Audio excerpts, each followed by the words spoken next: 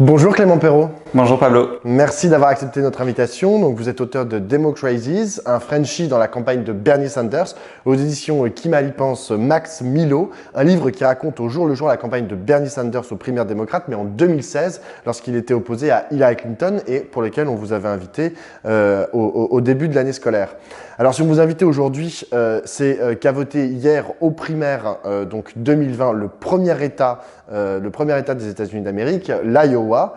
Les résultats sont assez confus. Il semblerait que Sanders prenne la tête du scrutin avec autour d'un quart des voix, suivi de très près par Pete Buttigieg. Vous pouvez nous en dire plus ? Donc, cette nuit s'est déroulé un scrutin sous le format de caucus, qui est un scrutin très particulier puisqu'on vote de manière physique. On dit que souvent le corps est le bulletin de vote. Il n'y a pas d'anonymat. On vote soit dans une salle communale, soit dans un gymnase. Et le décompte est fait d'une manière qui est particulièrement complexe cette année. Et c'est ça qui mène à cette incertitude, alors qu'actuellement il est 3 h du matin aux États-Unis et qu'on n'a toujours pas les résultats. Le Parti démocrate, suite à des irrégularités qui avaient eu lieu en 2016 lors des caucus, avait cherché une manière de retransmettre de manière plus fidèle le résultat et plus fine. C'est-à-dire que pour chaque caucus, au lieu de juste donner le nombre de délégués qui étaient alloués à chaque candidat au final, on avait le nombre de voix au premier tour, au deuxième tour après report, puis le nombre de délégués. Pour reporter ces chiffres-là, 3 chiffres fois 10, 11 candidats dans certains caucus, on est passé par une application cryptée, en tout cas sécurisée, qui permettait en théorie une transmission fiable et honnête des résultats. Il se trouve que cette application a bugué et que le Parti démocrate n'a pas été en capacité de transmettre des résultats. Pourquoi néanmoins ce matin, heure française, on se réveille et on voit que Bernie est à 29%? C'est parce que Bernie Sanders a réussi un coup de force. En 2016, parce que sa campagne manquait de préparation, ils avaient laissé au DNC la responsabilité, comme n'importe quel candidat, de transmettre les résultats. Suite à une primaire qui avait été très problématique et entachée de nombreuses fraudes, ils se sont préparés cette année à avoir leur système parallèle. Et lui, il dit nous on est à 29%, Buttigieg est à 24%, Warren est à 22% et Joe Biden est à 12%. Le leader des sondages est en 4e position. C'est peut-être le plus grand enseignement de cette primaire, quel que soit le fiasco du report des voix. Alors justement, quelle conclusion vous en tirez que Biden soit 4e et aussi loin dans les résultats dans l'Iowa? C'est intéressant, c'est en fait une surprise énorme. Parce que même si la dynamique de la gauche du parti Warren et Sanders était importante, Joe Biden a eu une chance incroyable cette année, c'est que durant 2 semaines et demie, ses compétiteurs sénateurs qui étaient Klobuchar, Warren et Sanders étaient tous maintenus à Washington pour le procès d'impeachment où, du point de vue constitutionnel, ils avaient l'obligation d'être, d'assister aux séances du procès. Et malgré ça, malgré le fait qu'en fait il avait le champ libre, il se retrouve derrière 2 d'entre eux, au coude à coude avec Klobuchar qui est juste après lui, et loin derrière Pete Buttigieg, qui est sur des positions politiques relativement similaires à lui, mais qui est beaucoup plus jeune, beaucoup plus dynamique et clairement peut avoir, là dans les jours qui viennent, les financeurs de Biden qui décident de changer leur fusil d'épaule et de le soutenir massivement. Alors, il y a un autre enseignement de ce premier scrutin dans l'Iowa, c'est la relativement faible participation. Relativement faible, similaire à celle de 2016, qui n'était pas du tout désastreuse, il n'y a pas eu de vague Sanders. Significativement plus faible que celle de 2008, malgré un effort de mobilisation de terrain massif. La campagne de Sanders a affirmé avoir toqué à la moitié des portes des maisons qu'il y a en Iowa, 500 000 portes sur les 1,1 million de foyers. Ce qui ne veut pas dire qu'ils ont parlé à tous les citoyens, mais néanmoins ça montre une force de frappe militante sur le terrain massive. Si quand on toque à la moitié des portes, on n'a que 30% des voix avec une mobilisation relativement faible, ça pose question.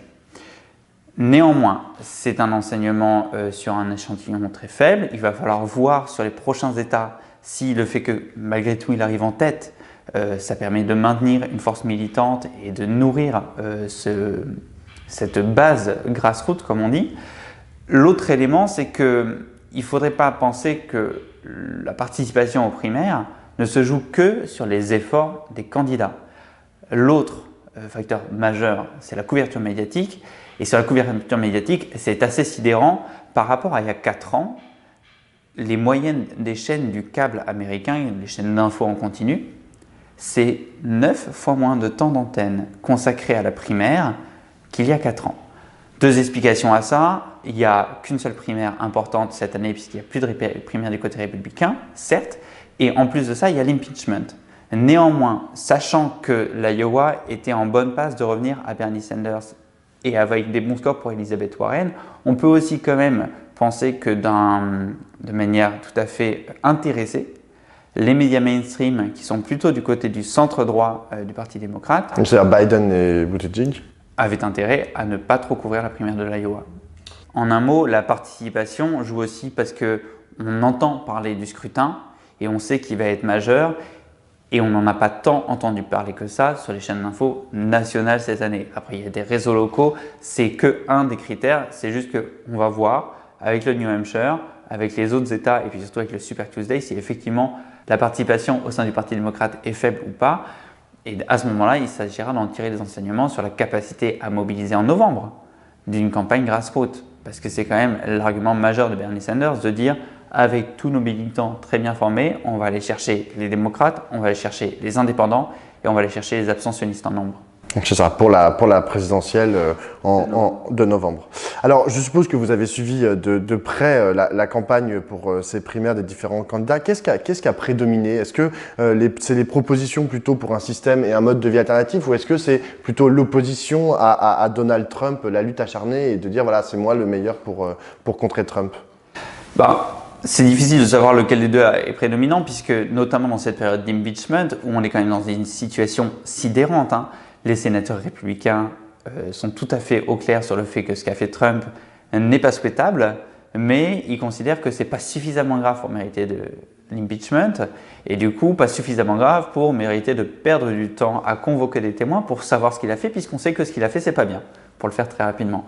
Dans cette période-là où du coup on a vraiment une déconfiture morale en face, la posture du retour à l'ordre normal, à une certaine stabilité est incarnée par le discours de Joe Biden par exemple qui, ça pourrait amuser les Français, s'incarne en fait en président normal par rapport à un président totalement déjanté et bonimenteur. Néanmoins, c'est pas suffisant pour mobiliser les gens. Sachant que le discours de Donald Trump réussit quand même à infuser. Donc il ne faut pas juste lui faire face, il faut le déconstruire. Et pour le déconstruire, c'est ce que propose l'aile gauche du parti, il faut avoir des propositions fortes. Et c'est pour ça qu'un des éléments centraux du débat actuellement, c'est la question de la couverture de santé. Et sur ça, Joe Biden a passé le mois d'ailleurs à se débattre contre les vidéos d'archives que refaisait sortir la campagne de Bernie Sanders, qui prouvent que Joe Biden, dans les années 80, quand il était sénateur, était très opposé au financement public des systèmes de santé. Il voulait en geler une partie du budget. En gros, sur ces questions-là, Joe Biden et Pete Buttigieg sont pour un système légèrement amélioré par rapport à la situation actuelle. Warren est pour un passage en 3 ans à une couverture de santé universelle publique. Et Bernie Sanders a fait de son cheval de bataille le fait de passer dans la première semaine la loi qui donnera accès dans un délai relativement étalé, mais beaucoup plus court que 3 ans, à tous les Américains à une couverture de santé publique exclusivement publique en mettant du coup à la porte les assurances privées. Juste pour boucler sur les sujets, outre la couverture de santé, il y en a 2 autres majeurs. Il y a la question de la gratuité de l'université et surtout de la gestion de la dette étudiante qui pose un système structurel à l'économie et la finance américaine. Et il y a la question du Green New Deal, du financement de la transition énergétique qui est d'un facteur 1 à 100 suivant les candidats en termes de budget alloué. Et la guerre, par exemple, c'était pas un sujet. Tout ce qui se passe en ce moment, depuis le début du mois de janvier et même avant, avec l'Iran, est-ce que ça a été un sujet dans la campagne des... Alors, c'est assez intéressant parce que tu as raison, on est le 3 février. Les tensions avec l'Iran ont monté entre le 6 et le 8 janvier et pourtant on n'en parle déjà plus. Néanmoins, si on fait retour arrière, au début du mois, c'était l'occasion pour Bernie Sanders de rappeler ses positions profondément pacifistes, de rappeler aussi du coup les positions des uns et des autres vis-à-vis de la guerre en Irak. Et on a vu se dessiner différents narratifs qui vont, en gros, ils étaient tous d'accord pour dire qu'il n'aurait pas fallu liquider le général iranien, mais ils n'étaient pas tous d'accord pour dire qu'il ne fallait pas aller en guerre. Et c'est là où c'est intéressant, typiquement. Donc Bernie Sanders est le seul candidat parmi les sénateurs à ne pas avoir voté un seul des budgets de l'armée de Donald Trump. C'est symbolique puisque le budget passe de toute façon, mais c'est une manière de dire je ne veux pas financer avec un seul dollar les gardes de Donald Trump. Warren, dans une position plus de consensus, qu'on pourra considérer plus constructive d'ailleurs, mais s'est retrouvé à aller voter. Et du coup, on a un étalement des positions qui est vraiment intéressant. On a Sanders qui dit je ne veux surtout pas aller en guerre. Il y a Warren qui dit je ne veux pas aller en guerre, mais il y a Biden qui dit il faudrait peut-être aller en guerre, mais pas comme le dit Donald Trump. Et Buttigieg qui est relativement aligné avec ce que raconte Biden. Alors, on a beaucoup parlé d'un atout que Bernie Sanders avait dans sa manche, c'est Alexandria Ocasio-Cortez qui a fait campagne pour lui. Qu'est-ce qu'elle a apporté à sa campagne? Donc, Alexandria Ocasio-Cortez, 30 ans actuellement, jeune élu démocrate qui est mondialement connu en moins d'un an. Il faut quand même le rappeler. Elle a pris ses fonctions en janvier, il y a un an. Et a endorsé Bernie Sanders quand il était au plus mal de sa campagne en octobre dernier. Depuis, il remonte, elle est un des éléments qui a participé à ça, mais pas le seul. Néanmoins, la grande force d'Ocasio-Cortez, c'est qu'à l'image par exemple d'un Adrien Quatennens en France, elle a un propos qui est extrêmement structuré et affûté et sans concession. Du coup, en débat, elle est excellente et sur scène, elle a une présence qui vraiment enthousiasme les foules. Et je lisais pas plus tard qu'il y a 3 jours un article du New York Times, je crois, ou de The Observer, qui titrait comment les Iowans, donc les habitants de l'Iowa, tombent amoureux d'Alexandria Ocasio-Cortez. Ocasio, qui aura l'âge de concourir à la présidence dans 4 ans, tout juste, est vraiment l'atout fort de Bernie Sanders pour renouveler et rajeunir son discours, montrer que certes il est vieux, mais que contrairement aux autres, il n'est pas une incarnation de gérontocratie puisqu'il fait émerger des jeunes figures, qu'il est prêt à leur passer la main. Il y a clairement un passage de témoin au sein de l'aile gauche du parti entre Sanders et Ocasio.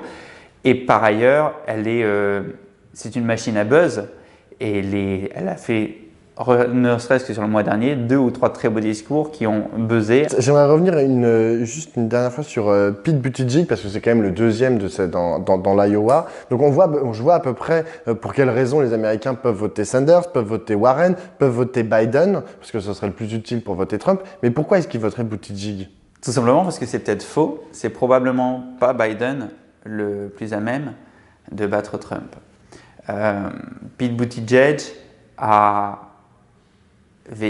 avait vraiment identifié un bon score dans l'Iowa comme quelque chose d'indispensable pour rester dans la course, notamment pour amener, comme je vous le disais tout à l'heure, les grands donateurs à changer de fusil d'épaule.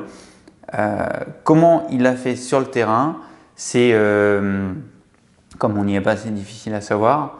Ce qui est certain, c'est que la campagne de Joe Biden était une campagne trop installée, trop sûre d'elle-même.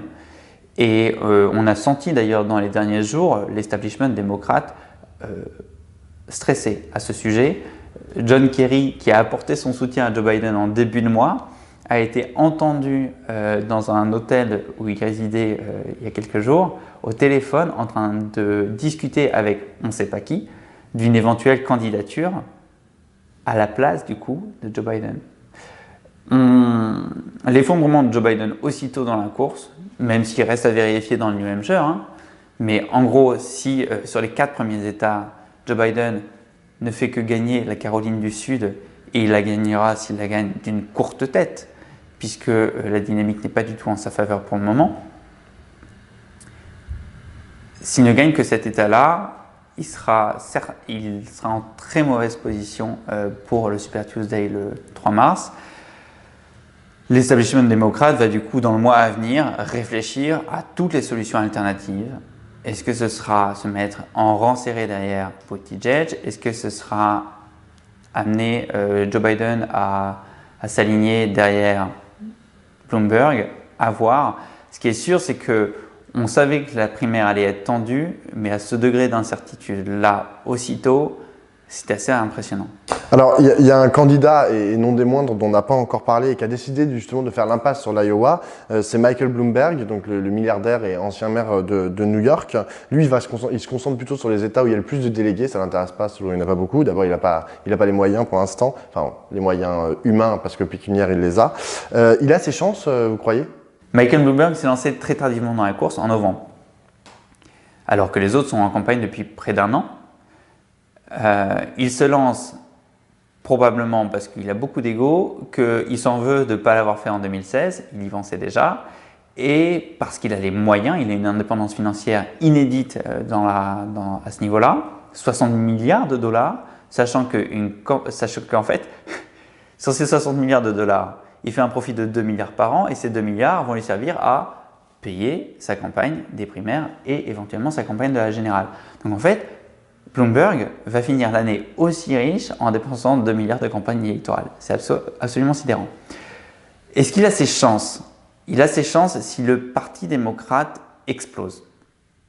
C'est le seul scénario pour le moment où je vois une possibilité pour Bloomberg, parce qu'il est tout à fait improbable d'imaginer que tant chez Warren que chez Sanders, qui ont quand même fait la moitié des voix en Iowa et qui sont très bien positionnés pour les prochains États, on décide de s'aligner derrière un milliardaire qui a littéralement acheté sa place. Le Parti démocrate a changé les règles des débats pour qu'on n'ait plus besoin d'avoir un certain nombre de centaines de milliers de petits donateurs pour que Michael Bloomberg puisse participer au débat. Alors certains disent que c'est un avantage parce que ça l'oblige à, on va dire, rentrer dans l'arène, mais l'un dans l'autre, c'est quand même assez sidérant que juste en dépensant 250 millions de dollars sur les premières semaines de campagne, en pub télévisée, il a réussi à grimper aussi vite. Aujourd'hui, il a 8% des sondages au niveau national devant Pete Buttigieg et qu'il ait du coup réussi à changer les règles. Du coup, le scénario qu'on peut imaginer pour Bloomberg est assez simple. Bernie Sanders ou Elizabeth Warren s'allient à un moment ou à un autre, font bloc et remportent la primaire d'une courte tête en termes de nombre de délégués. Et Bloomberg, Buttigieg et Biden, s'il se maintient jusque-là, font un contrepoids centriste qui est minoritaire mais important. Et là, Bloomberg affirmant « je suis convaincu que Bernie Sanders ne pourra pas gagner face à Trump », se lance en indépendant du parti, finance sa campagne, rallie à lui quelques centristes qui feront défection au Parti démocrate. Et là, du coup, on aurait une course à 3 avec Trump, Sanders ou Warren et Bloomberg. Et ce qui est intéressant, c'est qu'à ce moment-là, sa stratégie de se focaliser sur les swing states sera doublement pertinente, des États qui ont beaucoup de délégués et qui sont relativement au centre. Néanmoins, ce scénario d'implosion du Parti démocrate est peu probable et peu souhaitable parce que c'est un vrai risque de diviser les voix comme ça à l'élection générale. Pour éviter cela, le Parti démocrate va devoir, dans les semaines qui viennent, suite au fiasco de l'Iowa, montrer patte blanche et pas juste une bonne volonté, mais assurer des moyens de la fiabilité et de la fluidité de la primaire démocrate, à commencer par les votes, mais sans oublier le déroulement de la convention. Ce qui a fait polémique ces derniers jours avant le scrutin de l'Iowa, c'est le fait que John Podesta, l'ancien directeur de campagne d'Hillary, mouillait jusqu'au cou dans les magouilles de 2016 qui ont amené à une victoire très contestée d'Hillary Clinton à la primaire démocrate, que John Podesta soit nommé au sein de la commission qui va devoir faire les règles de la Convention nationale en juillet. Ça a été perçu par les pro-Sanders comme la preuve que le Parti démocrate avait peur que Sanders gagne et ferait tout pour l'empêcher d'avoir la nomination. Bon, on va espérer que ça n'arrive pas. Merci beaucoup Clément Perrault. Merci à toi.